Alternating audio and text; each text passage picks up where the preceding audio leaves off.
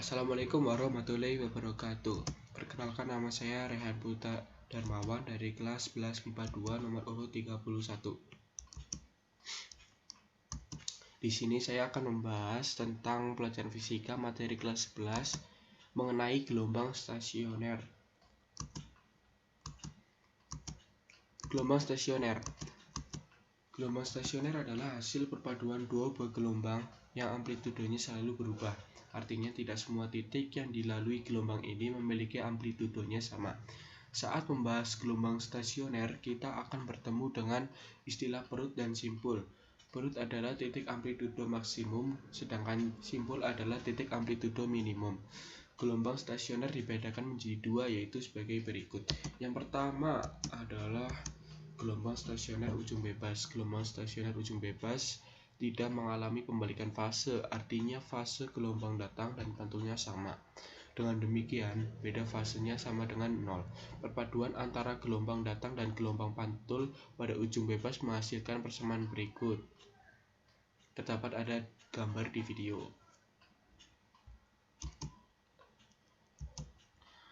Untuk menentukan letak perut dari ujung bebas, gunakan persamaan berikut, yaitu XP sama dengan setengah lambda kali N.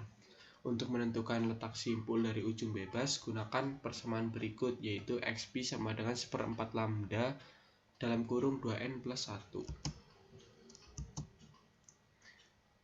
Yang kedua adalah gelombang stasioner ujung tetap. Beda halnya dengan gelombang stasioner ujung bebas, pada ujung tetap terjadi pembalikan fase sebesar setengah pi, sehingga beda fasenya menjadi setengah pi.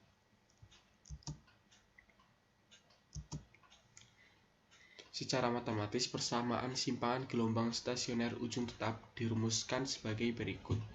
Terdapat gambar di video dan keterangannya.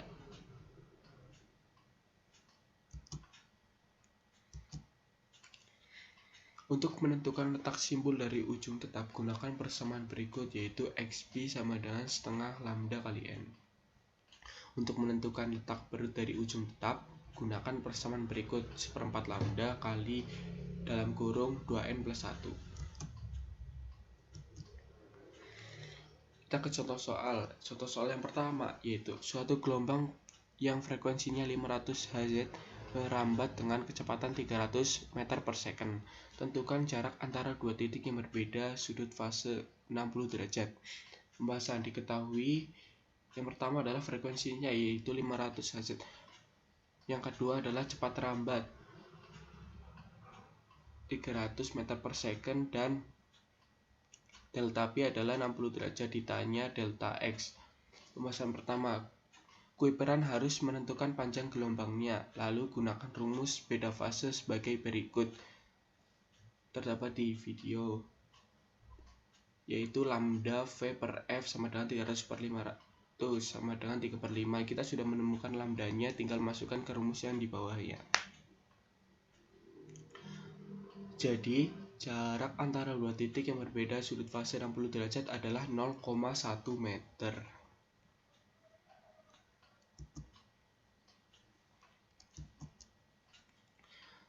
Gelombang berjalan dibagi menjadi dua. Persamaan gelombang berjalan. 1.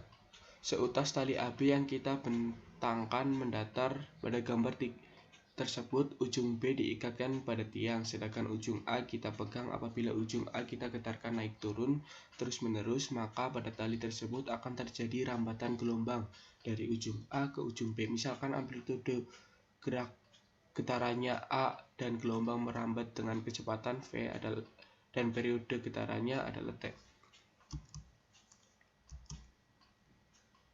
Misalkan titik P terletak pada tali AB berjarak X dari ujung A, dan apabila titik A telah bergetar selama T, maka titik P telah bergetar selama T. Titik P sama dengan, kita menemui rumus titik P sama dengan T min X dibagi V, di mana X dibagi V adalah waktu yang diperlukan gelombang merambat dari A ke P. Persamaan simpangan titik P pada saat itu dapat dinyatakan sebagai berikut. Maka persamaan tersebut dapat ditulis sebagai berikut.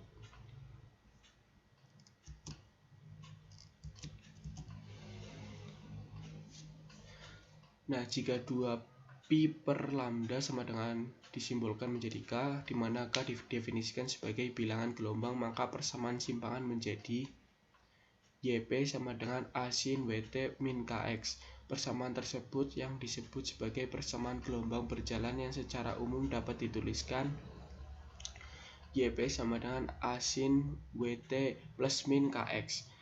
Dalam persamaan di atas dipakai nilai negatif jika gelombang berasal dari sebelah kiri titik P atau gelombang merambat ke kanan, dan dipakai positif jika gelombang berasal dari sebelah kanan titik P atau gelombang merambat ke kiri.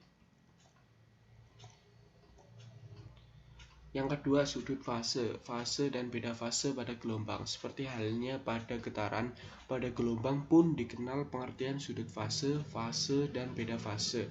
Oleh karena itu, diperhatikan lagi persamaan gelombang berjalan sebagai berikut ini.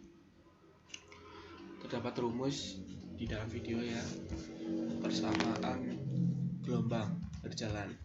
Mengingat hubungan antara sudut fase dengan fase adalah 2pi, maka fase titik P adalah T besar min X kali lambda. Apabila pada tali tersebut terdapat dua buah titik P yang berjarak X1 dari titik asal A getaran dan titik Q yang berjarak X2 dari titik asal getaran, maka besarnya beda fase antar titik P dan Q adalah sebagai berikut,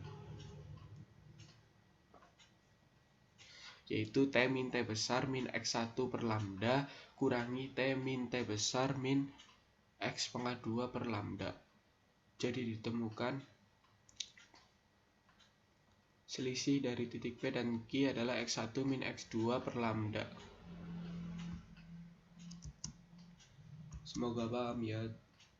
Mohon maaf apabila ada kekurangannya. Terima kasih. Wassalamualaikum warahmatullahi wabarakatuh.